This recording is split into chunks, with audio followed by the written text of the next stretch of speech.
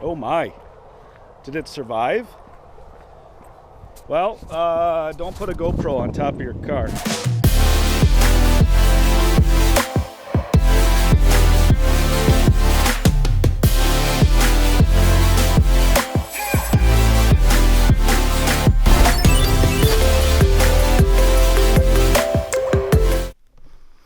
Okay, welcome out there.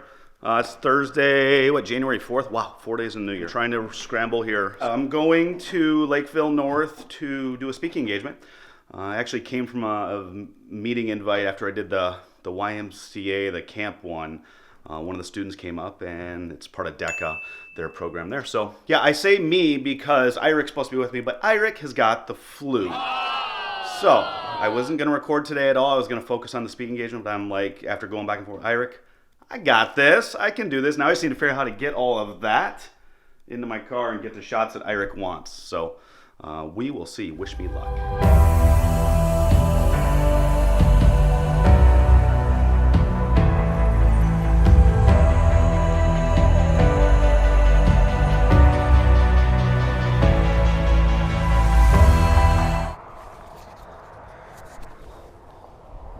Oh my, did it survive?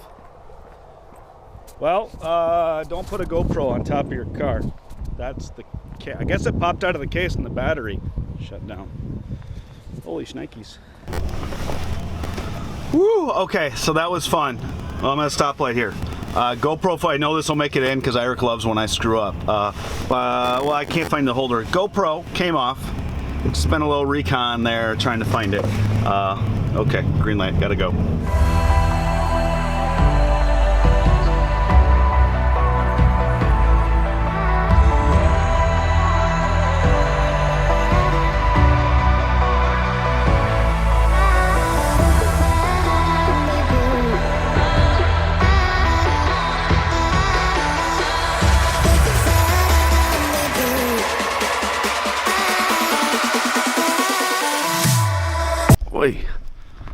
Okay, made it. I am early. I want that noted. Irik, even carrying all this gear. So again, one-man show. So yeah, would have been even earlier. We are down one GoPro. Sorry, Irik. I'm sure you'll include that footage.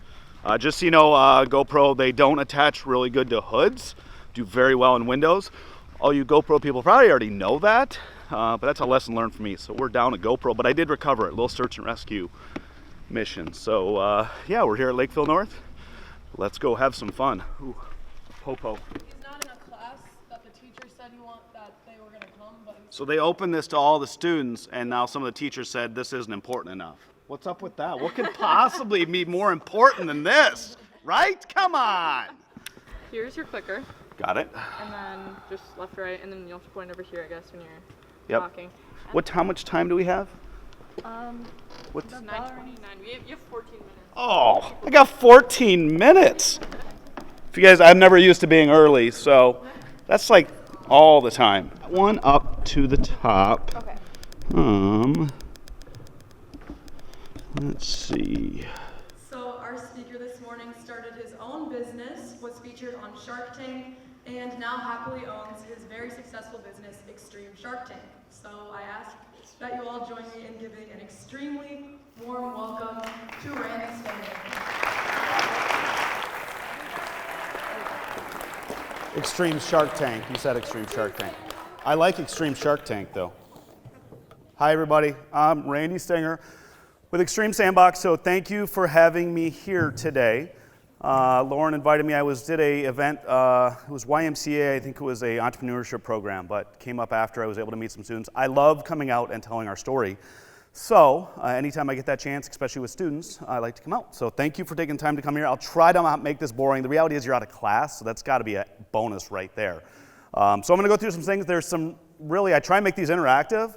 So feel free. You can ask questions during the presentation. Doesn't bother me. Otherwise, there will be a Q&A at the end that I'll try and make enough time that we can answer some questions there. So that's a little bit about Shark Tank. Now, you saw my professional self. You saw this is how most people know me on Shark Tank. This is how anyone close to me and my kids know me. I'm just a big kid at heart. I refuse to grow up. I wish I could tell you these pictures are old, but I'm guessing that's probably within the last, year or so.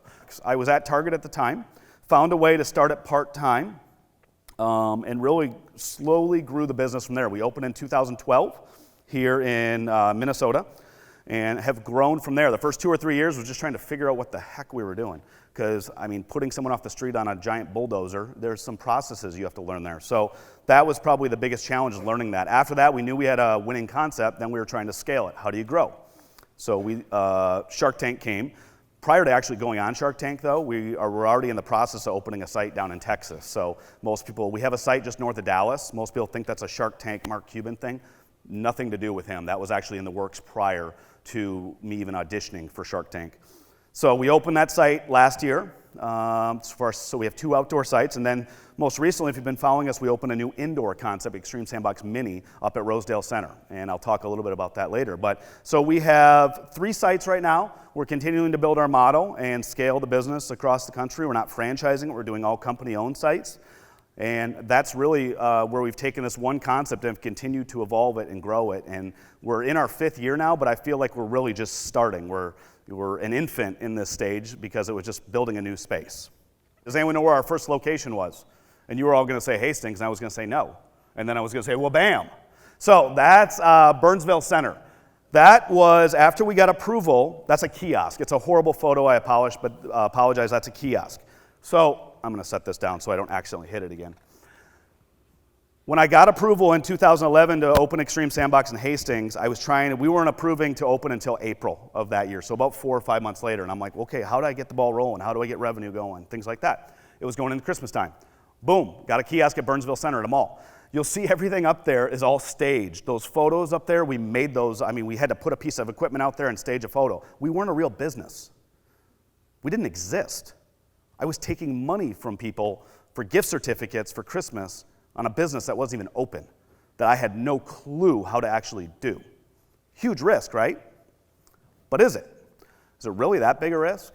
I'm basically, so some people want to have a nice tailored business plan and have everything structured, and they want to open the doors and they want to do it. Sometimes you got to think outside the box and find new and different ways to do it. So we pre-opened. I ended up generating revenue for about 4 or 5 months with pretty much 0 expenses. I had about $40,000 in the bank before we opened in April. Next, understanding relationships. So I also title this one now 5149. I have to give credit to, if you guys, any of you follow Gary Vaynerchuk, he is an entrepreneur god to me. He's founded VaynerMedia up in New York. He's got Wine Library, but he's a very successful entrepreneur. He's got a YouTube series, things like that. I actually got the 5149 from him. But I've been saying understanding relationships for a while. I love the way he says it, and it's the same real concept. 5149 is about how much you're giving and how much you're receiving. You always want to be on that tilted side, the 51 side. You should be always giving at least 51% in any relationship. Okay, it's your leverage. You want to be giving more in business, in personal, whatever. We all know those friends, and you guys know them in here, the ones that are always taking from you, and you know the ones that will do anything for you or give you anything. Which ones do you like hanging out with more? Clearly, and if you don't know which friend you are, you're the taker, just so you know. But that's how it goes in business, is you're always trying to. Today's a good example for me. Here, where do you think I am on this scale today? Probably like 90 to 10. I'm not getting paid to be here. This is all me giving. I'm putting out, I'm hoping I inspire one of you is all that matters to me, but it's all about putting that out there and not getting anything in return. I'm not asking you, I'm not selling you guys anything right now. It's just telling my story. But that's how in life, that's how, if you can put yourself in the other person's shoes, you can see it. So what's that look like for me? I originally pitched the concept when I had it to Ziegler Cat. They're one of the largest cat dealers in the country. And when I pitched this to them, I wanted to get their sponsorship. And they're like, really didn't want to do it at all. So they're like, we'll sell you equipment, but we're not going to sponsor you. So I said, okay. I basically asked them, I got a request, after we did the announcement and launch, we got a media request in December of 2012. WCCO News wanted to do a segment on us. At the time, I didn't exist. I had a kiosk. So I reached out to them again and said, hey, I've got a news segment, wants to do a story on us. Is there anyone get me some equipment? Without even blinking an eye, they got me basically 3 brand new pieces of equipment out to the site. I had to talk to the landowner to do this story. That was me. Weren't even open. We just had that equipment out there, delivered it. So I went and spent the best $60 of my life. What did I go buy? I went to the Ziegler Cat gift shop. I bought 3 hats. Ziegler Cat hats. Didn't ask me, they didn't know anything about it. It's a horrible photo. That's a screenshot from WCCO News. What am I wearing? Ziegler Cat hat. All my team, 3 other people had those hats on there. It was one of the top news segments for the weekend. It took off, and we just got tons of press from there. Next thing I know, like a day or 2 later, I get a call from my rep. He's like, I don't know what you did, but they want to talk to you now. Next thing I know, I didn't get really an official sponsorship, but they helped me tremendously getting off the ground. They were very helpful.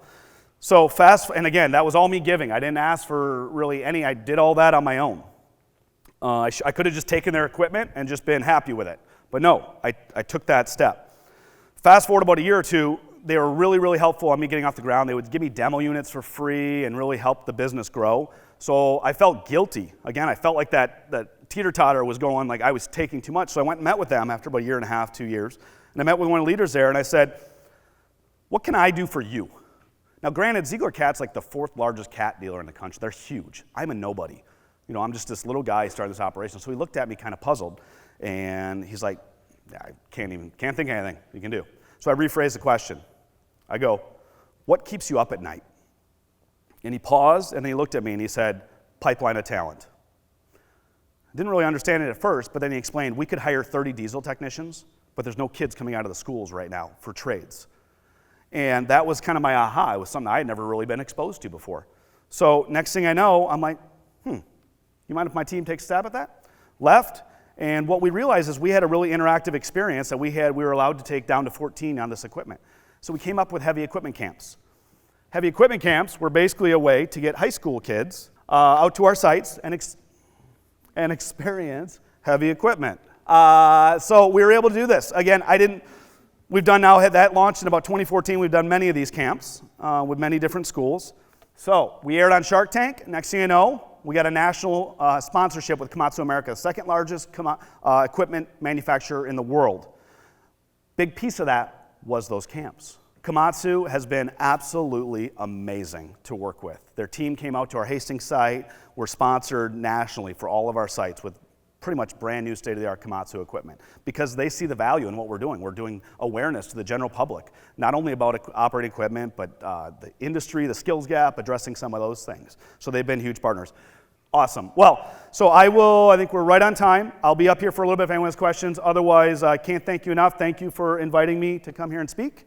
And you guys rock on. Thanks.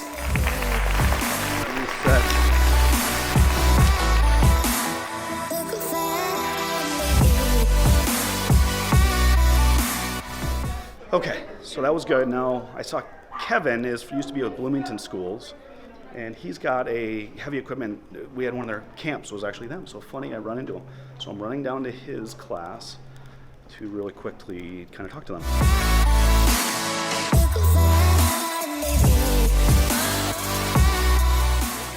Thank you very much. Take care. Okay, so running back to the auditorium now. That was awesome. I didn't know. 2 birds, 1 stone. Hadn't seen Jim in forever since Bloomington School, so it's nice to see some construction trade kids. So let's go back. I guess there's another class that's going to be doing something. Are we in the vlog? Yes, you're going to. So we're going to do low key, though, here. I don't need a mic. I won't need a mic. Wait, are we in the vlog? We're in the vlog. Do you want to be in the vlog? Yeah, can I vlog? Sure.